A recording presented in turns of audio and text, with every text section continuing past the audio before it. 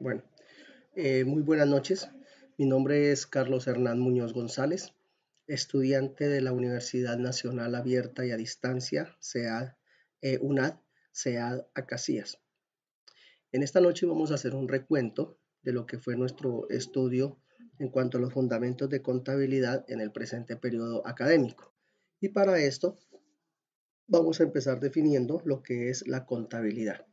La contabilidad es una ciencia, es una técnica, un sistema de información mediante la cual se recolectan, se clasifican, se registran y se informa de las operaciones cuantificables en dinero que aportan información de utilidad para el proceso de toma de decisiones económicas. Esta disciplina estudia el patrimonio y presenta los resultados a través de estados contables financieros. Entonces decimos que la contabilidad es un sistema de información mediante el cual, luego de generar unos asientos contables, que es fundamentalmente el hecho de registrar todos aquellos movimientos que se generan dentro de la compañía y que son cuantificables en dinero. Entonces, estos asientos contables nos generan una información mediante la cual podemos conocer el estado real de la empresa. Esa información nos sirve para quienes, tanto para los clientes externos, como los bancos, los proveedores, el Estado, como también para los clientes internos, como los gerentes de área, los jefes operativos, las mismas auditorías internas. Entonces, esa es la persona, son las personas que van a requerir de este tipo de información que se generan a través de los diferentes asientos contables. Un proceso importante dentro de la contabilidad es el sistema de la partida doble. ¿Qué es la partida doble? Es el método o sistema de registro de las operaciones más usadas en la contabilidad. Bueno, es el registro de todas las operaciones, todas las cuentas, llámense como se llamen, tienen un movimiento débito o debe y un movimiento crédito o haber. Esos movimientos, lo que se busca es que siempre, por eso aquí se asemejan a una balanza, porque siempre que hay una salida, asimismo debe haber una entrada o viceversa, ¿sí? Entonces, vamos a poner un ejemplo muy práctico. Cuando yo hago unas compras de contado, entonces el dinero sale de alguna parte, en ese caso puede ser de caja, ¿cierto? Y entra a dónde? Puede ser a inventarios, que es si estamos comprando mercancías para la compañía. Entonces, mediante el sistema de la partida doble, o que también conocemos como cuentas T, se registran esos asientos contables y la idea es que esa balanza siempre esté equilibrada. Quiere decir esto que el mismo valor que se carga en el débito se debe cargar o descargar en el crédito de acuerdo al movimiento que se realice. Y para eso, entonces, también entramos a mirar el concepto de la naturaleza de las cuentas.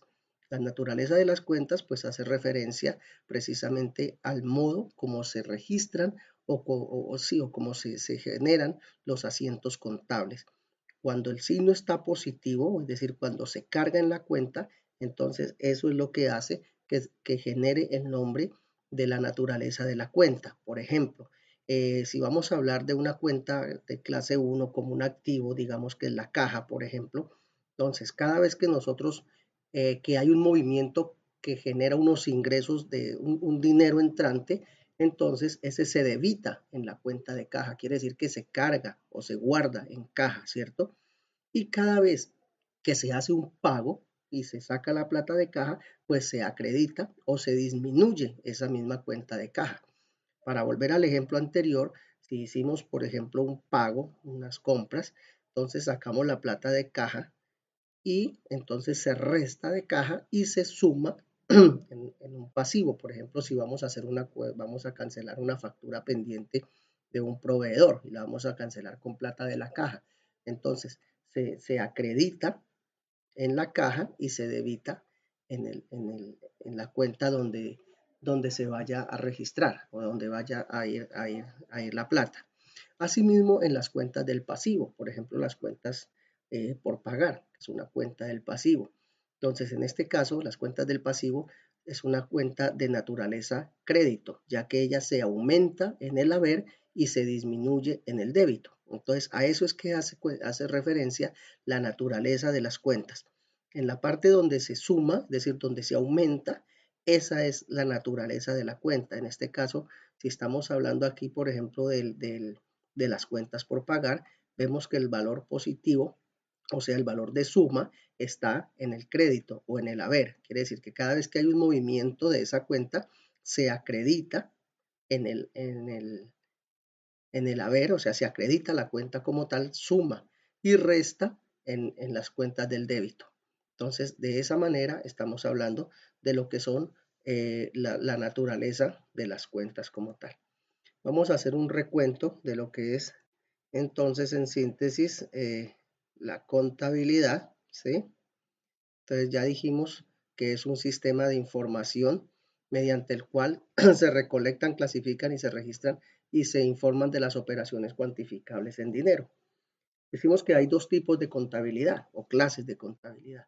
La contabilidad administrativa y la contabilidad financiera. Vamos a hablar primero de la contabilidad financiera y luego nos centramos en la contabilidad administrativa. La contabilidad financiera nos genera unos indicadores que muestran la liquidez, la rentabilidad, el crecimiento y la productividad de la empresa. Como su nombre lo indica, pues es una información generalmente de tipo financiero, es decir, que es de uso externo básicamente. Va encaminada a brindar información a los proveedores, a los banqueros, a los accionistas o al Estado. Quiere decir a personas que no están directamente involucradas dentro de la compañía, sino que son clientes porque reciben la información, clientes externos, ¿sí? Que necesitan de esa información para hacer un análisis de la empresa como tal. ¿En qué se diferencia de la contabilidad administrativa o de costos? Que la contabilidad financiera es una contabilidad obligatoria que está regulada por las leyes del Estado, que rige la exactitud y que incluye más datos monetarios, reportes, síntesis globales dirigidos a clientes externos, ¿sí? Entonces, la contabilidad financiera es una contabilidad que es obligatoria, mientras que la contabilidad administrativa, pues en cierta medida puede ser opcional y genera pues las necesidades básicas de las personas que están dentro de la empresa. Pero en el caso de la contabilidad financiera es obligatoria porque es de ella de donde se toman los datos para la parte tributaria, que es la que en este caso le interesa más que todo al Estado. Ahora vamos a hablar del tema de la contabilidad administrativa. La contabilidad administrativa es de uso interno. Entonces, como lo decíamos anteriormente, genera una información que va encaminada directamente al personal de la compañía como tal, a los gerentes, a los jefes de área, al personal de auditoría. Entonces, esta contabilidad dice que es de uso interno, que genera unos informes de gestión que sirven para la toma de decisiones y va a los directivos, a los auditores y a los gerentes. Dentro de la contabilidad administrativa encontramos una parte bien importante que es la contabilidad de costos. La contabilidad de costos, pues como su nombre lo indica, nos ayuda a administrar, a gerenciar mejor la parte de los costos de producción y la rentabilidad real de los productos que la empresa está elaborando. ¿En qué se diferencia la contabilidad de la contabilidad administrativa de la contabilidad financiera? Pues precisamente en lo que dijimos anteriormente, pero al contrario. Esta contabilidad administrativa es de tipo opcional, ¿sí? No está regulada. Genera transacciones internas, incluye datos no monetarios como reportes detallados y por área, entonces ya que es una información más interna, más de tipo administrativo. ¿Mm? Eh, Dentro de la contabilidad de costos encontramos entonces que contribuye con el control de las operaciones de los gastos y por otro lado la apropiación de los costos unitarios. Entonces, hablando de del control de las operaciones de gastos, encontramos que los gastos, pues obviamente no son costos. Los gastos son una salida de dinero que no son retribuibles, es decir, que el gasto cuando se genera, pues es un dinero que sale y ya no vuelve, no se puede recuperar, como en el caso de los costos, que el costo viene siendo más como una inversión. Entonces, dentro de esa salida de dinero, tenemos, por ejemplo, las actividades de distribución y ventas, ¿sí? Son gastos, no son costos. Promoción, publicidad y servicios. Todo eso son gastos que se generan dentro de la compañía y no son costos porque no se pueden cargar directamente a cada uno de los productos que se elaboran dentro de la compañía. Los gastos pueden ser operacionales y no operacionales. Los gastos operacionales son los del tipo administrativo, que son generados para la eficiencia de la empresa, y los gastos de tipo de ventas, que son encaminados hacia las promociones, distribución y venta como tal o comercialización de los productos que se elaboran. Dentro de los gastos no operacionales, tenemos que son aquellos que no son necesarios para obtener ingresos operativos o operacionales. Estos gastos son los gastos financieros, los intereses corrientes y los intereses moratorios. Es decir, que estos son gastos que son externos a la actividad como tal de la empresa. Por eso dice que no son necesarios para obtener ingresos operacionales, porque los ingresos operacionales, pues como su nombre lo dice, son los ingresos que recibimos por la operación que realiza la compañía como tal. Entonces, eso tenemos dentro de los gastos. Ahora vamos a hablar del tema de los costos, que es una parte bien importante dentro de las empresas para determinar sobre todo el tema de la fijación de la fijación de precios y pues obviamente para encaminar directamente la rentabilidad de la compañía. Entonces, dice que cuánto invierto para producir un bien, eso es el costo. ¿Cuánto invierto para producir un bien? ¿Por qué invierto? Porque esto sí es un dinero que se apropia directamente para la producción. Quiere decir que si ese dinero que se genera para unas compras de insumos no está disponible, pues precisamente no habrá un producto elaborado. Entonces, en eso hace referencia a la inversión para producir un bien. Y esto pues nos sirve, como lo dije anteriormente, para la fijación de precios, para la rentabilidad y la utilidad real de la compañía. ¿Cómo se determina? ¿Cómo se determinan los costos? Pues se determinan por medio de la fórmula que aplicamos donde decimos que el costo total es igual a la materia prima más la mano de obra directa más los costos indirectos fijos. Eso es lo que determina el costo total. El costo de unidad de fabricación es el costo total sobre las unidades producidas, ¿sí? Entonces, el costo total sobre las unidades producidas, pues eso nos da el costo fijo del producto que estamos elaborando. Y dentro de los costos de ventas tenemos la fórmula que se debe aplicar es el inventario inicial más las compras del periodo que estamos trabajando menos el inventario inicial. eh, Eso nos genera el costo de ventas, ¿sí? Entonces, básicamente, pues esa es la síntesis de lo que es el tema de la contabilidad, tanto administrativa como financiera, sus usos y pues cuáles son las personas que se benefician con este tipo de contabilidad o a quienes va dirigida como tal. Ahora vamos a hablar un poco de los costos de producción. Bueno, pues la determinación de los costos de producción, o mejor la, la descripción, dice que los costos de producción son los que se generan en el proceso de transformación de la materia prima en otros productos y son característicos de las empresas industriales manufactureras de transformación. Dichos costos están conformados por tres elementos esenciales que son la materia prima, que son los materiales básicos usados dentro de un proceso de producción, los cuales serán sometidos a operaciones de transformación, generando cambios físicos y o químicos en ellos y convirtiéndolos en productos terminados aptos para el uso o el consumo. Estos se clasifican en materia prima directa, que es el total de los materiales sujetos a la transformación o al proceso de manufactura que guardan relación directa con el producto y que se pueden identificar o cualificar plenamente en los productos terminados. Ejemplo, en una fábrica de zapatos, la materia prima directa es el cuero, la suela que se utiliza para la elaboración. Otro elemento es la materia prima indirecta, que es el total de los materiales sujetos a transformación o procesos de manufactura que no guardan relación directa con el producto y que no se pueden identificar plenamente con los productos terminados. Ejemplo, con la misma fábrica de zapatos, la materia prima indirecta es el pegante, el, el hilo y el colorante que se usan para la elaboración de los zapatos.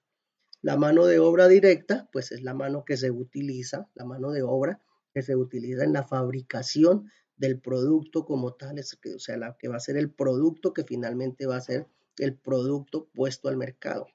Y la mano de obra indirecta, que son los salarios, prestaciones sociales, parafiscales y demás conceptos laborales que se pagan a los trabajadores de la organización cuya actividad y labores están indirectamente relacionados con la fabricación de productos. Ejemplo, el jefe de planta. Y los costos indirectos de fabricación se define como los costos que intervienen en la producción de bienes y servicios y que no se identifican plenamente con la elaboración de los productos. Estos incluyen conceptos como materiales indirectos, mano de obra indirectos, servicios públicos, depreciación de maquinaria, etc.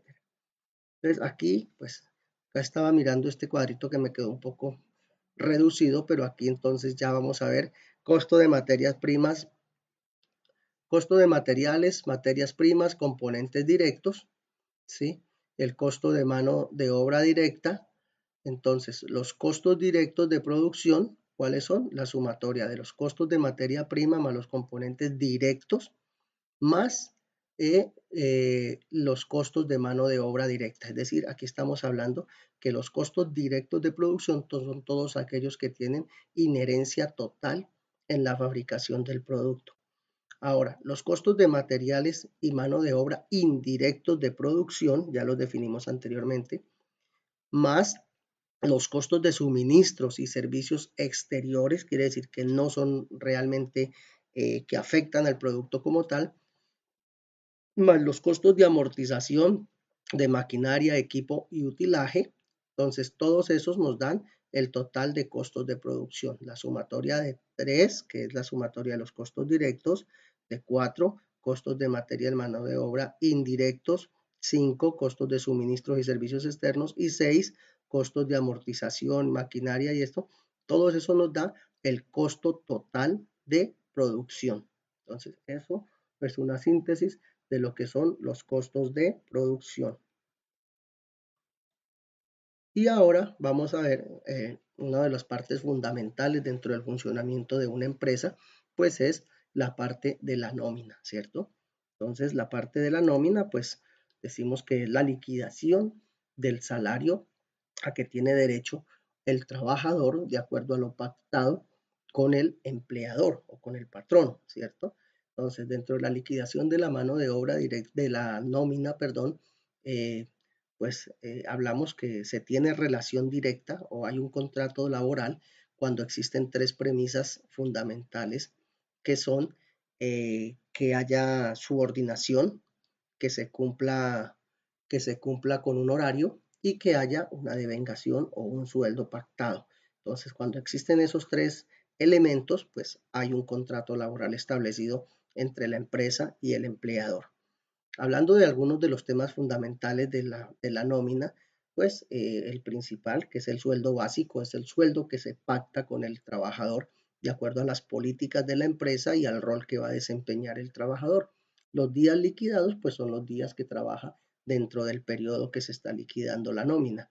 El salario básico, pues es el sueldo básico por el número de días, digamos, dividido, el número de días trabajados, porque no siempre pueda que el trabajador trabaje el periodo completo, entonces el básico será lo que le corresponde por los días trabajados. El auxilio de transporte, decimos que el auxilio de transporte, pues tienen derecho a aquellas personas que devengan menos de 2 salarios mínimos legales. En este caso, el salario mínimo en este momento es de 88.211 pesos. Luego viene la liquidación de las horas extras. Las horas extras pues comprenden las horas extras ordinarias diurnas, que corresponden al 1.25% del valor de la hora normal. Las horas extras ordinarias nocturnas, que es el 1.75 del valor de la hora normal. Las horas extras festivas diurnas son el 2% y las horas extras festivas nocturnas el 2.5% de la hora corriente o normal. El dominical festivo diurno, el 1.75%, un recargo nocturno del 0.35%. Entonces, cuando tomamos el salario básico, más el auxilio de transporte y todas las devengaciones por las horas extras laboradas, pues nos da un total devengado y a partir de ahí se empiezan a hacer las deducciones al trabajador como tal. ¿Qué deducciones tenemos? En el caso de los aportes para salud, que corresponden al 4%, la pensión también es el 4%, y pues otras deducciones que se tienen como cuentas por cobrar cuando hay préstamos por las cooperativas, cuando hay embargos, sea de alimentos o sea de otro tipo, ¿cierto? Y otros conceptos, algunas pactaciones que se tengan entre el empleador y el empleado y que se registran dentro de los descuentos de nómina. Cuando hay fondo de solidaridad, esto pues cuando ganan a partir de un cierto salario, entonces hacen un aporte de solidaridad que corresponde al 1%. Total deducido y neto pagado, que es pues la diferencia entre el total devengado menos el deducido, pues nos da el neto pagado. Y luego vienen las apropiaciones que debe hacer la empresa, pues para el tema de cubrir con las obligaciones que tiene con el trabajador, como son el tema de la cesantía, los intereses de la cesantía, las primas, las vacaciones y los parafiscales como la ARL, el subsidio familiar, el SENA, el Instituto Colombiano de Bienestar Familiar. Entonces, eso es básicamente lo que corresponde a la liquidación de la nómina, entendiendo que la nómina aquí ya estamos hablando en total, no estamos hablando de mano de obra directa ni indirecta, sino el total de los empleados que tienen derecho pues a una subrogación por su trabajo dentro de la compañía. Entonces, bueno, eso ha sido más o menos el recuento de lo que vimos en este periodo académico. Pues espero haber podido ser claro y contribuir en algo con la definición de los conceptos contables. Bueno, una feliz noche para todos y muchas gracias.